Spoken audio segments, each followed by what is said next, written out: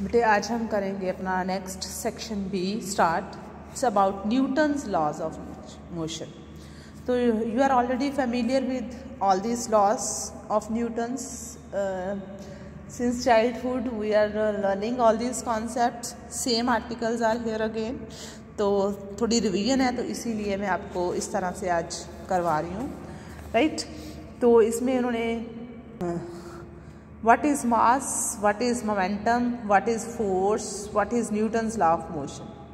So we are already familiar with all these laws. Every particle continues in its state of rest or a uniform velocity in a straight line unless compelled to do otherwise by forces acting on it. तो हमें पता ही है कि कोई भी चीज़ है वो रेस्ट में ही रहेगी. Suppose this cup is here and this mobile is here until I apply a force to put it another place, right? तो अपने पास ये कोई भी चीज़ जो है वो मूव नहीं कर सकती जब तक कि हम उसके ऊपर कोई एक्सटर्नल फोर्स अप्लाई नहीं कर रहे हैं, ठीक है. या वो अपने कंटिन्यूअस मोशन में रहेगी जब तक हम, जैसे साइकिल है तो हम उसको चला रहे हैं, पेडलिंग कर रहे हैं, तो उसका मोशन कब जो है वो रेस्ट में आएगा जब हम ब्रेक से अप्लाई करेंगे. तो एक्सटर्नल फोर्स जो है वो अपना रोल प्ले करेगी किसी भी बॉडी की जो सिचुएशन है उसको चेंज करने के लिए कि क्या वो मोशन में है या वो रेस्ट में है या वो एक प्लेस से दूसरी प्लेस पे हम उसको अपने आप नहीं जा सकती. It will be compared by some external force, right. तो सेकेंड लॉ क्या कहता है? Rate of change of momentum. Rate of change of momentum is proportional to the impressed force, right? Impressed force, and takes place in the direction of action of the force, right? तो rate of change of momentum, rate of change of momentum. तो change का मतलब है change आ रहा है with respect to time. किस में? momentum में. वो किसके proportional है? applied force. तो वेक्टर क्वांटिटी हो गई, किस डायरेक्शन में मैं फोर्स अप्लाई कर रही हूँ वो इसको क्या कर रहा है? चेंज कर रहा है. अगर प्रोपोर्शनलिटी हटाएं तो कांस्टेंट इंट्रोड्यूस हो जाएगा. It can be any direction. It can be right k times dp by dt. What is p? Momentum. What is momentum? Mass into change in velocity, right. तो dp is nothing but कैसे changes आ रहे हैं momentum में? Mass into change in velocity. तो आप p की value यहाँ पे पुट कर सकते हैं d by dt of mass into change in velocity. तो मास में तो चेंज आनी नहीं है तो क्या आ जाएगा फिर? dv by dt, right. तो dv बाय dt क्या आता है? Change in velocity with respect to time is what? Acceleration. तो एक्चुअली इम्प्रेस्ड फोर्स जो किसके इक्वल आ गई है? k into M into F. अगर हम कांस्टेंट को फिक्स्ड कर दें कि वो 1 है तो हमारा रिजल्ट क्या आ जाएगा? Effective force is equals to mass into acceleration. तो ये हमने बहुत टाइम से फॉर्मूला यूज़ करते आ रहे हैं कि impressed forces are always equals to mass into acceleration. तो थर्ड लॉ आपको पता ही है. It describes equal and opposite force interaction of two bodies. कोई भी दो बॉडीज पड़ी हुई हैं तो एक दूसरे के ऊपर वो इक्वल और अपोजिट अमाउंट में फोर्सेस जो हैं वो अप्लाई करती हैं, एग्जर्ट करती हैं. उसके बाद आपने ये सारा चैप्टर पढ़ा हुआ था. What is work, what is power and what is energy. तो ये जो सिंपल कॉन्सेप्ट्स हैं ये आपको मैं दोबारा से रिवाइज नहीं करवाऊंगी. जस्ट एक ओवरव्यू आज आपको दे रहे हैं हम लोग. What is work done? Work done क्या है? Force into displacement. कि अगर मैंने एक्सटर्नल फोर्स लगाई है तो डिस्प्लेसमेंट भी होनी चाहिए तभी वर्क डन होएगा. अगर बॉडी डिस्प्लेस ही नहीं हो रही तो that there will be no work done. तब वर्क डन क्या आ जाएगा? 0 आ जाएगा, ठीक है. पावर क्या है? रेट ऑफ चेंज था, है ना.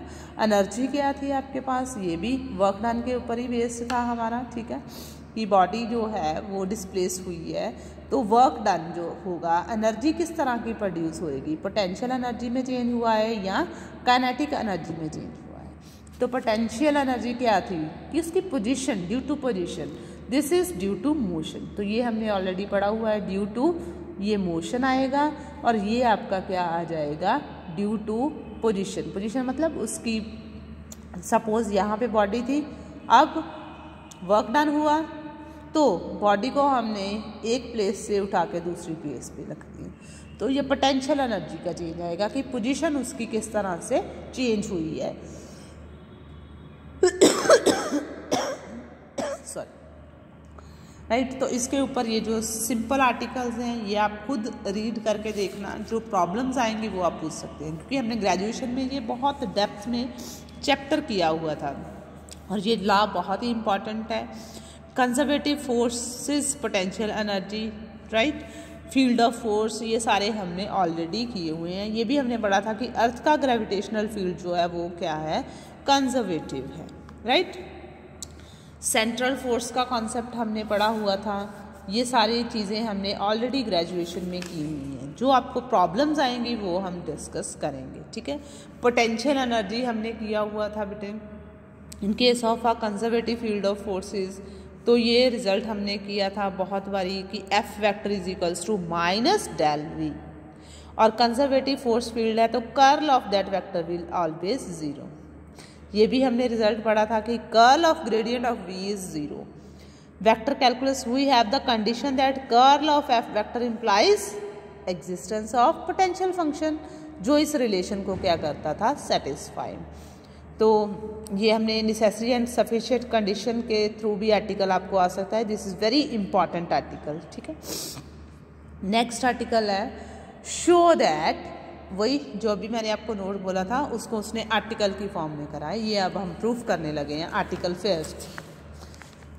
5 क्या कहता है, show that necessary and sufficient condition for a field of force F to be conservative, कहना वो कंजर्वेटिव होएगा फील्ड अगर curl of the vector is zero, right.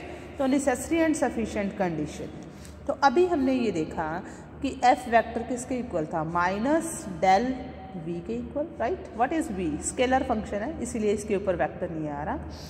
तो so that curl of F vector निकालोगे तो जीरो आ गया। Curl of F vector minus of curl of del V।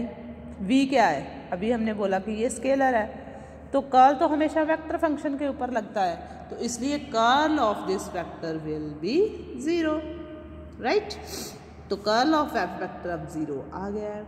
अब पॉइंट क्या था कि सपोज ये मेरे पास कोई भी फिक्स्ड पॉइंट, पार्टिकल मूव करेगा तो मूव करेगा, तो सपोज इस आर्क के थ्रू मूव कर रहा है, this is our arc A B, C B any point on the curve, right, any position of the particle, किस डायरेक्शन में मूव कर रहा है, इस डायरेक्शन में, राइट। तो अगर हम इसके ऊपर टेंजेंट इस तरह से ड्रॉ करें तो पी आर वेक्टर इसकी पोजीशन ले लें ओ से सी, राइट, ऐसे। तो अब ए और बी कोई भी दो पॉइंट है इन द रीजन आप ऐसे ले सकते हो, ये this is our region R, right.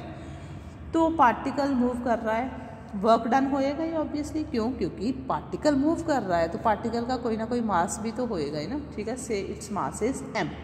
तो पोजीशन ए पे था पहले पार्टिकल, मूव करके कहाँ पे पहुँच गया है, पोजीशन बी पे। तो work done along the curve क्या जाएगा, force into displacement, right. But force अभी हमने देखा कि पोजीशन चेंज हो रही है तो इसकी वैल्यू हम रिप्लेस कर सकते हैं किसके साथ, माइनस डेल V के साथ इनटू डी आर वेक्टर।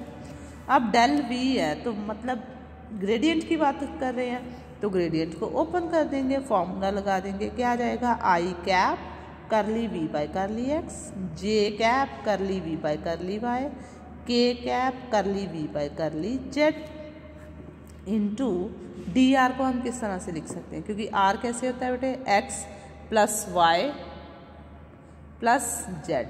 तो डी आर का मतलब change, it will be d x i plus d y j plus d z के, राइट। अब डॉट प्रोडक्ट लेंगे तो ये हमारे पास रिजल्ट क्या आ जाएगा, minus integral a to b curly v over curly x d x, curly v over curly y d y, curly v over curly z d z. ये क्या बन गया बेटे, कंप्लीट डेरिवेटिव ऑफ v, करली v by curly x dx, करली v by curly y dy, करली v by करली z dz। तो ये कंप्लीट डेरिवेटिव ऑफ v हो गया। तो वी कैन, अगर माइनस का साइन आप एडजस्ट करना चाहते हो तो यहीं पे कर सकते हो, फिर लिमिट्स आ जाएंगी b टू a, तो it will be dv। Derivative and integration are reverse, तो we got v limits upper limit minus lower limit. Fine. तो इंटेग्रल हमने जो वर्क डन शुरू करा था वो किया था a to b f dot d r vector. तो ये क्या आ गया, V A minus V B. What it is, only it is depending upon v। A and B can be any point on the curve, it doesn't matter. So field of force is conservative. If अभी हमने ये देखा कि अगर curl F vector की 0 है तो जो फील्ड होएगा it is conserved field, right. अब कॉन्वर्सली करते हैं हम लोग, कॉन्वर्सली हम ये लेके चलेंगे the field is conserved, field is conserved. अगर फील्ड कंजर्व्ड है तो मैंने ये प्रूफ करना है कि कर्ल शुड बी 0, राइट। तो it is independent of the path of the curve joining the points. तो इसका रिजल्ट तो जो आएगा इंटेग्रल का a to b f dot d r, it will be a scalar quantity, say it is minus v, right. तो if it is minus v तो we can differentiate both sides with respect to the arc length, क्योंकि arc length में ही change हो रहा है ना, तो s के साथ इसको इंटीग्रेट करें। तो यहाँ पे क्या आ जाएगा, ये इजी है, इसको पहले कर लेते हैं, dv by ds, f dot derivative और इंटीग्रेशन ऑपोजिट्स, तो ये बन गया dr बाय ds, राइट। अब कंप्लीट डेरिवेटिव ओपन कर सकते हो आप, इस तरह से लिख सकते हो, करली v by curly x dx by ds, yes, curly v with respect to y dy by ds, plus curly v by curly z dz over ds is equals to, minus का साइन तो रहेगा ही bracket के बाहर, f dot dr over ds। Fine, यही चीज़ आ रही है हमारे पास right hand side पे। अब कंपैरिजन, अब इसको उन्होंने क्या करा है, स्प्लिटेड फॉर्म में लिखेंगे। क्यों, क्योंकि मुझे पता है कि ये जो वैल्यू है ना dx over ds, it can be written as i cap. क्यों, क्योंकि चेंज हो रही है डायरेक्शन x एक्सिस की with respect to arc length, y axis में चेंज, z एक्सिस में change. I can replace it with in the form, rewrite form, I can write it is as i cap curly v by curly x, j cap curly v by curly y, k cap curly v by करली z, into dot product लेंगे अभी हम, dot product with I cap dx over ds। अभी देखो जब हम i dot i लेंगे it will be again same thing, plus j cap dy over ds plus k cap dz over ds, right, is equals to f dot dr by ds। इस form में लेके आने के लिए, क्यों, क्योंकि हमारा पर्पस क्या था, we have to prove curl of the vector must be 0, right. तो अब ये सारी चीज क्या बन गई बेटे आपके पास, ग्रेडियंट बन गया, ये बन गया dr by ds, राइट। ये सारा क्या बन गया, dr by ds। क्यों, क्योंकि अभी मैंने आपको बताया था what is r, x y z, d r करोगे तो d x d y d z आ जाएगा, ओवर डी एस करोगे तो ये सारी चीज़ बन जाएगी, यस। तो it means we can rewrite it as minus gradient of V into d r by d s is equals to F dot d r by d a. अब automatically F vector किसके आ गया, minus del V. अगर F minus del we है तो curl of F vector will be 0 as it is a scalar quantity. तो scalar का curl क्या आ जाएगा, 0 आ जाएगा। तो हमने दोनों कंडीशंस को अच्छे तरह से डिस्कस कर लिया है कि अगर मेरे पास f vector minus del we है और V स्केलर है तो कर्ल 0। अगर कर्ल 0 है तो ये जो फील्ड होएगा it will B conserve. Conserve means scalar, right. वो हमने प्रूफ कर दिया, इंडिपेंडेंट ऑफ द पाथ आ गया। फिर हमने ये देखा कि अगर फील्ड कंजर्व्ड है तो हमने क्या प्रूफ करना है, curl of that vector will be 0। Fine, easy. Next is article number 6, very very important article, principle of conservative energy.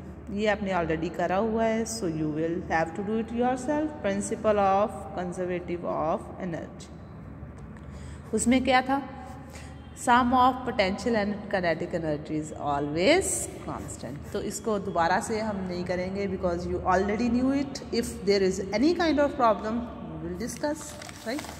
तो next is our example number 4। It's simple example, so you should try it. If there is any kind of problem, you just tell me in the group and I will solve or make its video if there is any kind of problem. Fine. Next topic is our impulsive forces. So we will discuss it tomorrow, impulsive forces. Thank you so much.